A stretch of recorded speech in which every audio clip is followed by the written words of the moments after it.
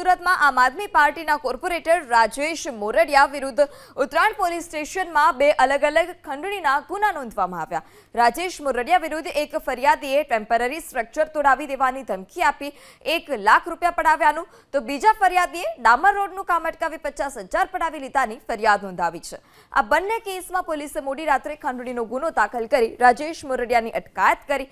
મોટા વરાછામાં રહેતા રોનકકુમાર પટેલે કોર્પોરેટર રાજેશ મોરડિયા અને તેના સાથીદાર પંકજ પટેલ વિરુદ્ધ ખંડણીની ફરિયાદ નોંધાવી, જે ફરિયાદમાં ઓક્ટોબર 2024 થી ડિસેમ્બર 2024ના સમયગાળા દરમિયાન પાડિયાદરા ફાર્મ પાછળ રોનકકુમારે કરેલા બાંધકામને તોડી પાડવાની ધમકી આપી 1 લાખની માંગ કરી હતી તે પ્રકારનો ફરિયાદમાં ઉલ્લેખ।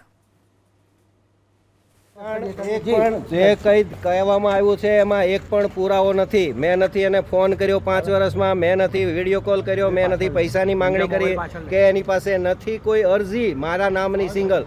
આમાં વાહિયાત નામો છે, આ રાજકીય ષડયંત્ર છે। મારી સિંગલ કરતાં સિંગલ એને ફોન પણ નથી થયો। મેં અધિકારી નથી સિંગલ ફોન કર્યો કે એનું જઈને તોડો, અને મારા નામની કોઈ સિંગલ અરજી નથી। મેં 5 વર્ષથી એની હારી વાત નથી કરી। આ એકદમ રાજકીય ષડયંત્ર છે મને ફસાવાનું। જે હું અત્યારે કામ કરી રહ્યો છું એ કામને અવરોધ રૂપ સાબિત કરવા માટે આ એક ષડયંત્ર છે।